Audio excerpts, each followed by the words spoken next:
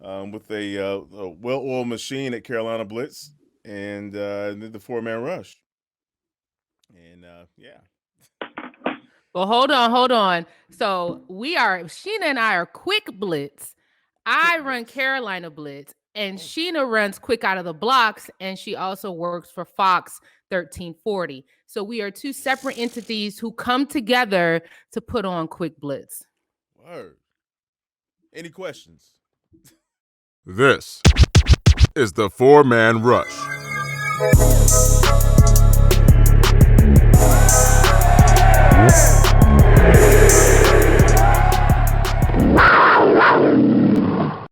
Panther Nation, what's up?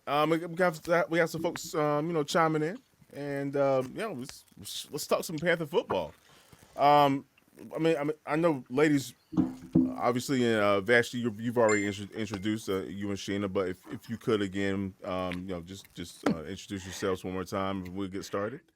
Okay, I'm Vash Tyhurt. I am one half of that dynamic duo called Quick Blitz, which is a podcast featuring Sheena and I on the Riot Report or the Riot Network. But I also am founder and editor in chief of Carolina Blitz, which is a site dedicated to covering Carolina sports. So we cover the Panthers, Tar Heels, Duke, NC State. So we are dedicated to Carolina sports and cut in a different way, being a different voice, a fresh voice on that media front. So that's me.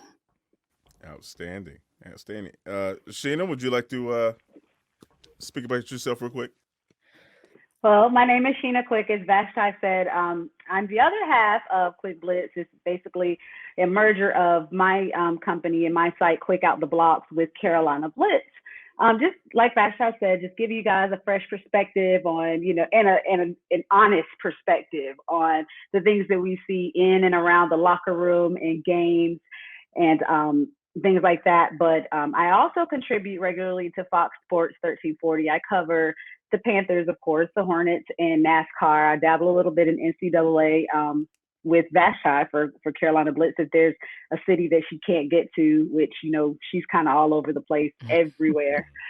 And I have a bi-weekly sports column on revolttv.com. I'm sorry, revolt.tv called Halftime Report. It comes out every other Wednesday. There was a column today regarding the NCAA women's tournament. And I don't know if you guys have been keeping up with how crazy that has been with their accommodations, from the weight room to the food to the swag bags, all the way down to COVID testing. And them not even being able to use March Madness on any of their signage. Like, I don't know if you guys noticed, but you're watching Really? the women's games, it just says NCAA women's basketball. There's no March Madness. There's no big dance. There's Wow. none of that. So if you guys get a chance, check that out. It's on revolt.tv. It kind of goes into detail with some of the stuff that the women have been going through while in San Antonio. But yep, that's me in a nutshell. Wow. Well, thank you, Sheena. I appreciate you. And again, we're so glad you guys are here with us.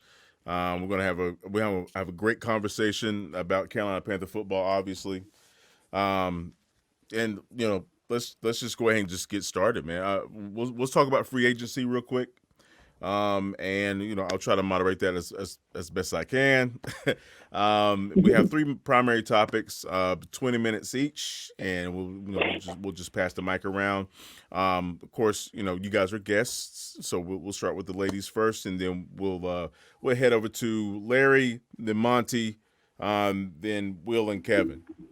Okay, and yeah, we'll just go from there. So free agency, ladies. We've signed quite a few players to the Panthers franchise, and if you don't mind giving us a somewhat of a summation of what you guys think and how you feel about the signing so far. If you want to pick out a particular player, that's great. Just give us your account. Vashti, if you would like to go first, and then Sheena will go to you. Um, well, I mean, if you want my thoughts on the free agents that they've signed, they got a couple of linemen early on in free agency, which I really I mean, I don't know if that makes the line any better. It obviously adds depth, but I do feel like the Panthers got better defensively, especially with the signing of Hassan Reddick. I think that he's going to add, and we were on a conference with him yesterday. He's going to add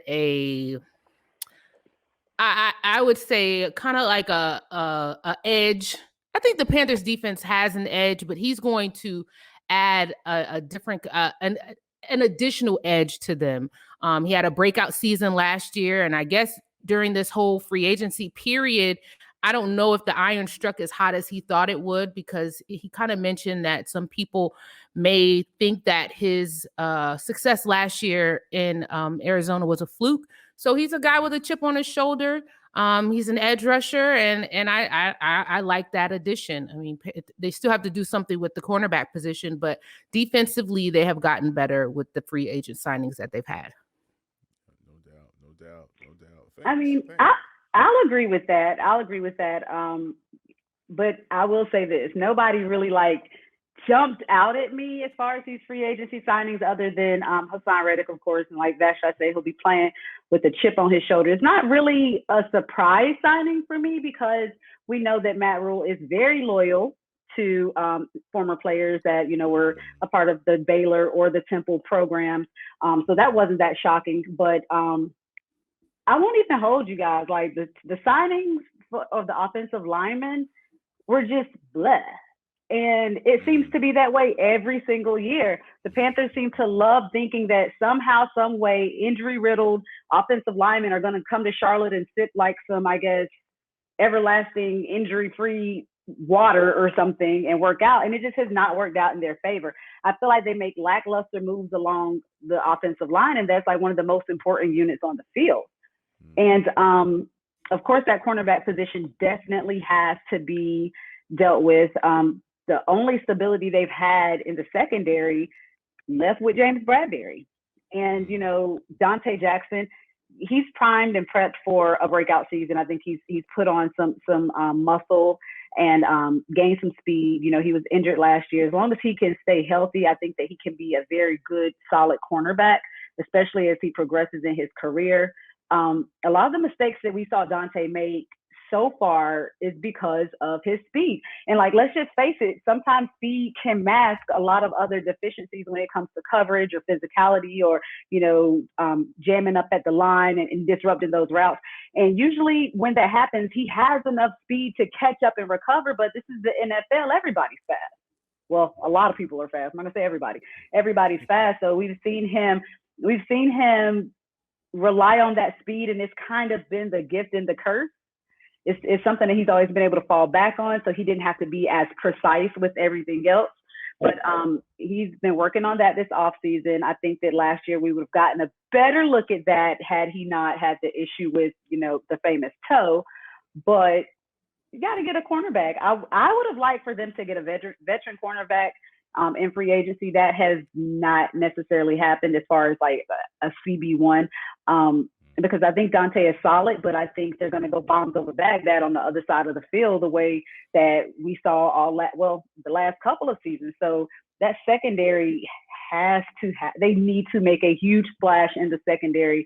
And I'm not confident that drafting a cornerback high in the draft is exactly what they need to do. They need veteran presence because they just don't have it in that secondary. I mean, it's a very young defense. They played good as the season progressed, but Carolina always seems to be a piece or two away from being a really good team. And it's frustrating because we can see on paper, okay, they need to do that. And they will do everything but that one thing. So that's my take on the free agency. I haven't been, particularly thrilled, but that's just me. Yeah, no, I don't blame you. I don't blame you at all. So Larry, do you want to speak real quick, and then Monty will go to you? Sure, no problem. How you doing, Sheena? Vashti? Hey. I'm a 4-man rush smooth. You guys don't know me, but you'll learn that I'm a big fan of the trenches. I focus mostly on the offensive line and defensive line. So you guys have been speaking pretty much of everything that I want to talk about. Honestly, I I haven't been pleased in the past with how we've addressed the offensive line. It seems like we shop at the dollar store, even way beyond the David Gettleman era. We're still doing the dollar store thing. I'm familiar with the guys that we signed, but it seems like a lot of what we've dealt with last year with guys like John Miller and Michael Schofield. These are middle of the road journeyman type of guys that can't really make a difference. So I haven't been pleased there, but to find optimism, I'm still looking forward to the draft. I have a lot of guys in the offensive line that I've been watching for over a year now, and I'm pretty optimistic that we'll probably address that area of the team come draft day, and you guys will be more pleased than you are right now. But I'll go over to the other side. If you think back to last season, I think one of the most inconsistent things on our defense was the ability to have a pass rush. You've seen it from Brian Burns on a consistent basis. You've seen it from some other guys, but we didn't really have anybody to complement his skill set. We needed some other bodies to get to the quarterback. So if you think about Fox that we just signed, he's a defensive tackle that had 6 sacks last year. So I know he's going to make a difference in the pass rush right away. And then I'll touch on my favorite signing so far, Hassan Reddick. One, I'm going to be a little bit biased. I'm from New Jersey. He's a Jersey cat, so I know he's thorough. I know that he's a nitty-gritty type of guy, and he's going to give us production on the edge opposite of Brian Burns. So when it comes to the defense as a whole, if you can't be good at anything, at least be good at getting to the quarterback. So because that can kind of blanket a lot of other deficiencies that you guys touched on. As far as the secondary, we don't have anybody consistent back there. You're hoping that you can get the best out of Dante Jackson. I do too. He's one of my favorite players. But even if you can't address that the way you want to, at least we can look at the guys that we signed in free agency and say, you know what? We're going to have a pass rush. We're going to get after the quarterback. If we don't do anything else, we're going to get after the quarterback. And, of course, that's very important in our division, especially facing Tom Brady 2 times a year. I know Breeze retired, but they've got 2 talented guys that we don't know who's going to start yet. Those guys, they can be mobile in the pocket. So we got to do something as far as getting to the quarterback on a consistent basis. I think with these signings, we'll be able to do just that. Free agency isn't over. Maybe we'll go ahead and get a veteran corner. I know one of you mentioned that. I think that's important. But we also have the draft. So, I'm not a big free agent guy. I respect it. Sometimes you can get a guy from free agency to come in and make a difference. But a lot of times it's just a big risk. It's like going to play craps at the casino. You don't know what's going to happen. So I'm more of a draft guy. I'm looking forward to that. But as far as the free agent signings, I've been pleased with what we did to address the pass rush. I mean, and just, I know I'm speaking out of turn. Am I muted? Go ahead. Oh, okay. Go ahead, Another thing that comes into play is the cap. The cap dropped this year, but next year it's going to, skyrocket. So for players, they're wanting to sign these short deals so that they're able to cash out sooner next season when that cap goes back up. So that's not necessarily a good thing for teams, but that's something to consider when it comes to why these free agency moves are happening. Great point. Yeah, That's I'll add to that. We can be as mad as we want about these lackluster offensive linemen that we have, but at the end of the day, there is some potential in Cam Irvin and the guy that we got from I guess he was the Jets last year, Eflin. But at the end of the day, we didn't pay a lot of money for those guys. So I guess what we're hoping that with the new GM is that these guys will outplay their contract. We didn't break the bank to go get them. Hopefully they're able to play better than what we paid them. And that's the only reason you can be optimistic, and that's kind of a safe bet to take. You hate to go pay a whole bunch. A couple years ago, we paid $55 million to Matt Khalil. And he didn't live up to that contract. Man, listen, don't get us started. The Khalil's got some dirt on somebody. I'm just giving you guys a reason to find optimism. At least we're not putting ourselves in a situation where it can hurt, not just for this season coming up, but hurt you long term. If it doesn't work out with these guys, so be it. We didn't break the bank to go get them. Hey, you. Yeah, you. Got Bush? After using these life-changing products, you're going to want to join a ball sack beauty contest, buddy. I'm looking out for you too because I have an exclusive 20% off discount on behalf of the 4-Man Rush and Manscaped. Use this code 4MRSCAPED20. Okay? That's 4MRSCAPED20. All one line. Right? Go to manscaped.com and you get 20% off and free shipping off of your total order. Isn't that? I mean, that's really good stuff. It's really good stuff. You got to check it out. Right? That's 4MRscape20. That's the code. Punch that in on your way out when you check out after you get all your goodies. And there you go, man. And enjoy keeping your ball sack in tip-top shape. Okay? You know, Manscaped is dedicated to helping you level up your full-body grooming game with their Perfect Package 3.0 kit. Okay, so look for that when you go on manscaped.com, okay? So, get 20% off and free shipping with the code 4MRscape20 at manscaped.com. It's 2021, folks, and you still got bush. Change that with Manscaped.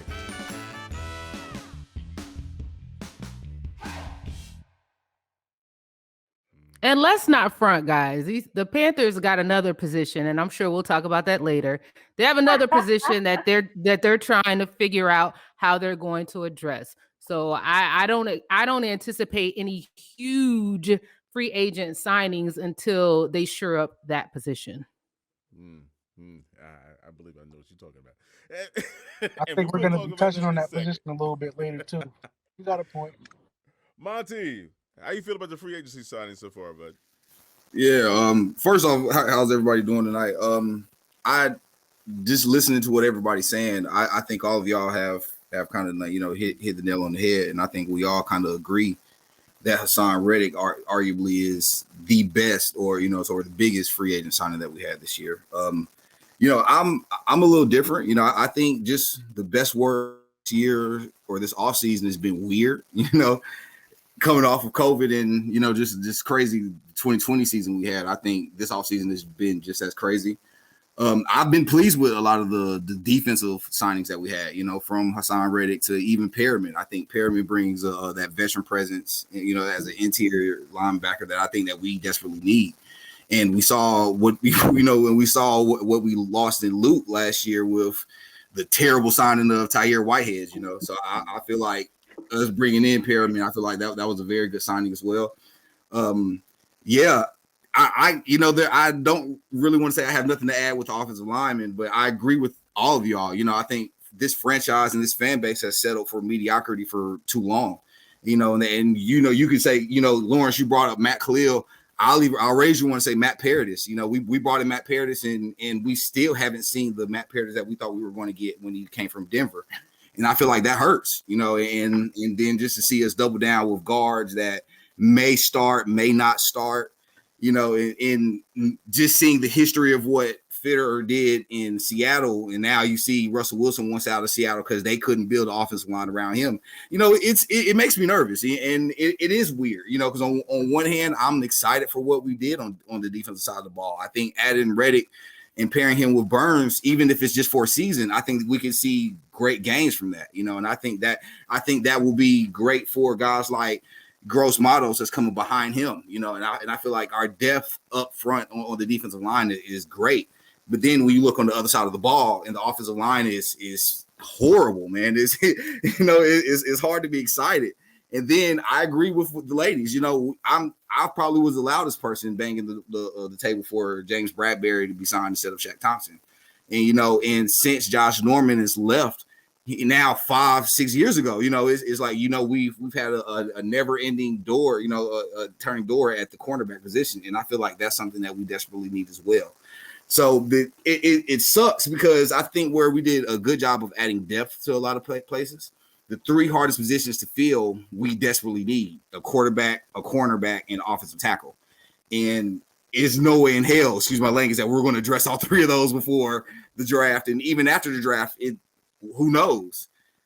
So it's been weird, man. I think I'm pleased with what we did on the defensive side of the ball. I'm a defensive guy, so I can't sit here and say that I wasn't happy with Fox or the Perriman signing. I think those are very good, underrated signings. But man, until we can protect the quarterback, it doesn't matter who we have. Teddy, we can hate Teddy all we want to, but it doesn't matter who we're gonna have under center, man. And and that's just where I stand with it. But I think all of y'all hit it on the head, man. We desperately need some real blue chip, or some blue collar guys on the offensive line. Gotcha. Yeah, man. And before we move on, I'm gonna challenge you, Monty. Name me another NFL franchise, right, that had a generational talent like Cam Newton, and you never fully invested in protecting his blind side? Name me another team that does that and get back. Oh, Seattle, like right, which is why they're about to lose their quarterback. You know, They did go get Okung. It just didn't work out because he has some injury history and stuff like that. But they at least made the attempt. Absolutely. Well, and hear me, bro. I don't disagree with you at all. You know, I definitely think that we haven't invested in the offensive tackle position. Got pretty much since we lost Gross, and that's just the reality of it. You know, we half-assed try to fix it with Matt Khalil. That was a failed attempt. Then we got a beat up Okung after that. You know, so you know we didn't really do the due diligence to protect our quarterback while he was here. So I agree. I absolutely agree with you, bro. We didn't, you know, we failed at doing that, and you know we brought in the GM that didn't do a good job of protecting the quarterback that they have in Seattle now. So, I'm there with you, bro. I'm 100% agreeing with you. I just feel like, especially the way the landscape is with this team, of course we need to have a quarterback, right? Say we actually use that day one pick to go get a quarterback. In the near future, you're supposed to go use a day one pick to go protect his blind side. That's what you're supposed to do. So I guess as fans, we have to just be optimistic that we're going to make that happen. But it's been about 10 years. We haven't seen it. So it is what it is. We'll see. Will, tell us what you think, bro. Yeah, as far as the first two picks, I mean, I have no problem adding depth signings at like a cheap cost because you need depth on the offensive line. You're rarely going to go through a whole season with all five guys staying healthy. The problem is when, because, you know, first day of free agency, I guess, is a legal tampering period. That's when you can be first to try to get ahead and get these blue chip guys, know the cream of the crop, try to make your sales pitch, try to get these elite blue chip guys on your roster.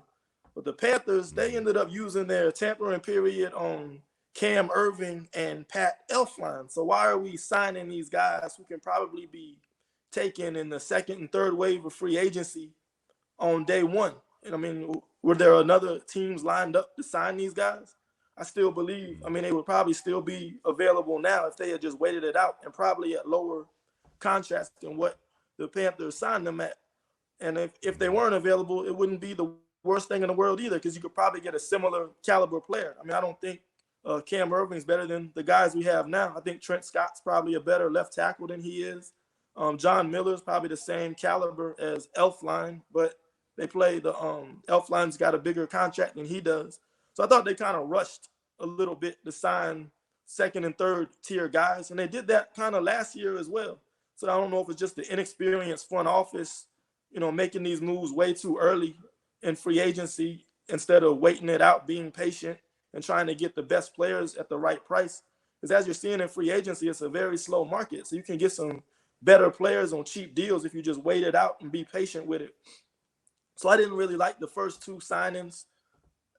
But I think they picked it up and made up for it. I mean, Larry's the New Jersey guy.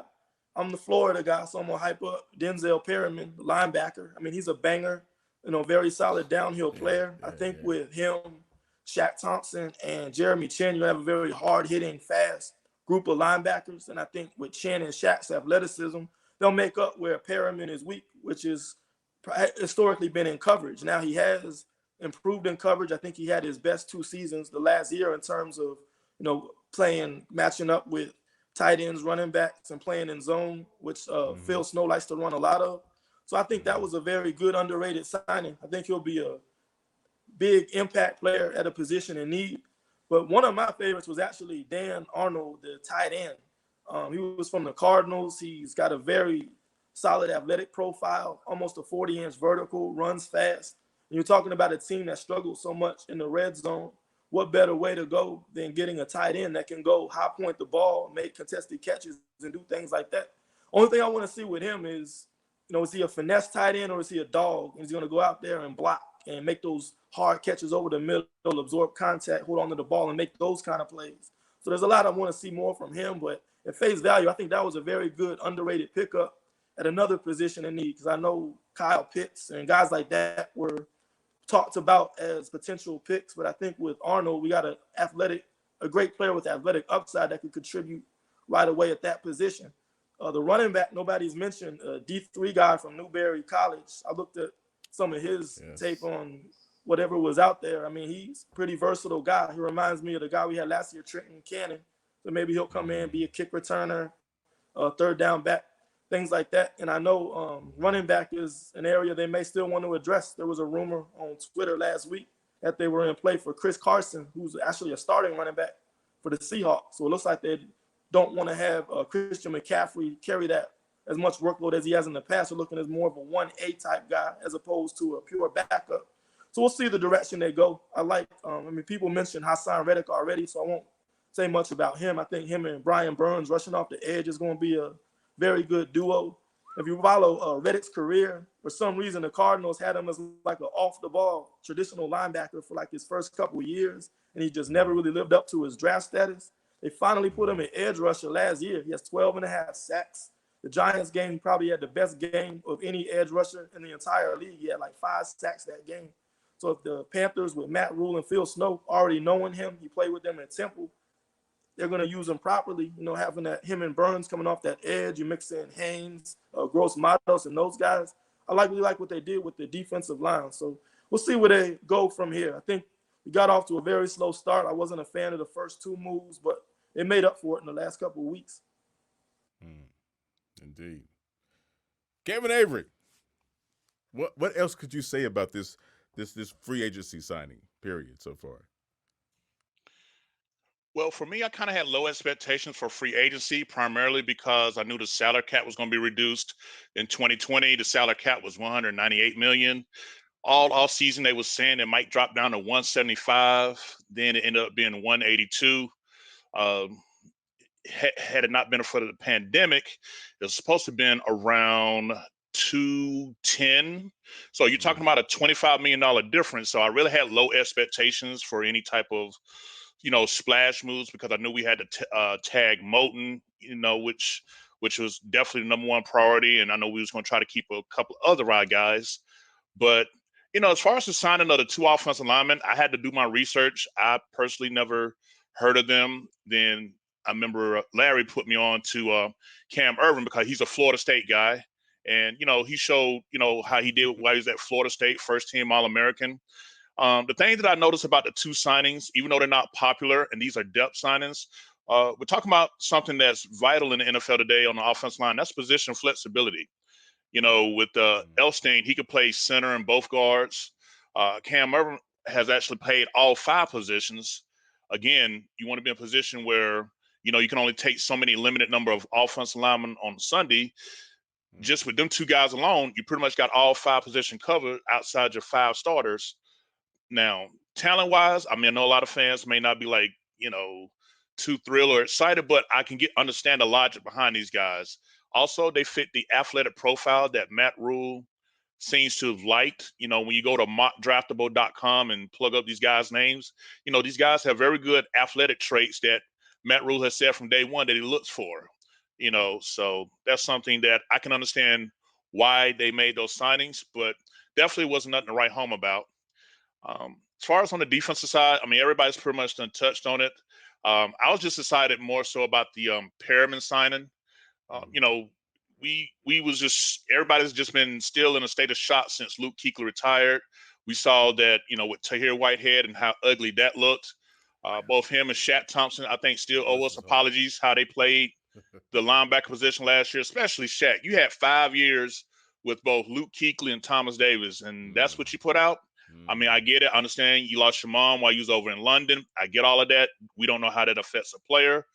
I'm just hoping that, you got that big contract. He's going to come out boot smoking.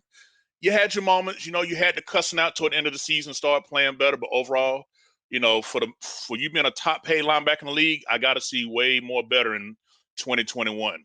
And I think Perriman is just going to be that light the fire. I don't know if y'all guys, went in depth to watch him, but this guy was top 5 in NFL last year in all linebacker categories, particularly when it comes to run defense. And anyone that watched our games knew how frustrating it was to be getting gashed up the middle over and over and over.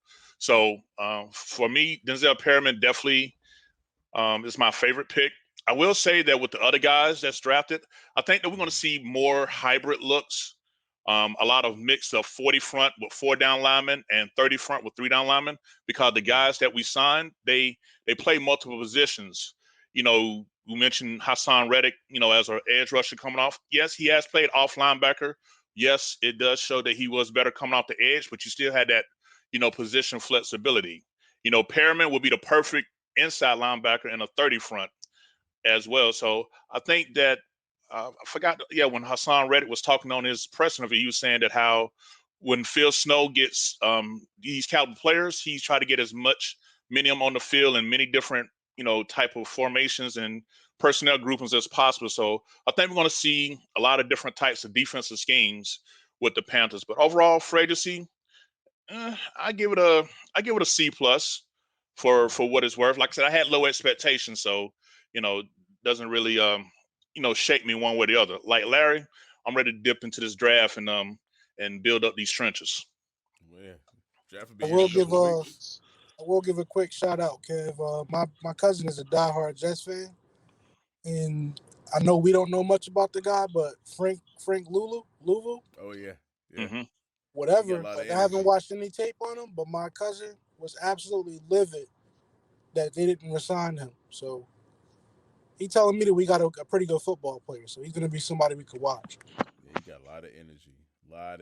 Great locker room guy. Yo, shout out to the person who called Brevion T-Rex arms. Like, Yeah, I saw that. who did that? I wasn't gonna say anything. I was over here crying. Mr. World Breaker, whoever you are, that was hilarious. Yo, we were not ready for that, yo. Come Fool on, with it. yo. Like our number T-Rex arms. Yeah, Chill. he's a fool. I'm just taking time to really let it breathe. So baby, just chill. She love it. We out in public and we can just chill with my partners, and we can go back to my crib and just chill under covers and do we call me and you love us. The Four-Man Rush is brought to you by the love and respect of and for the Carolina Panthers and Carolina Panther fans everywhere. Keep pounding. The Four-Man Rush is a non-affiliate of the Carolina Panther organization. All thoughts, assessments, and content of this podcast is directly related to the Four-Man Rush exclusively. Thank you.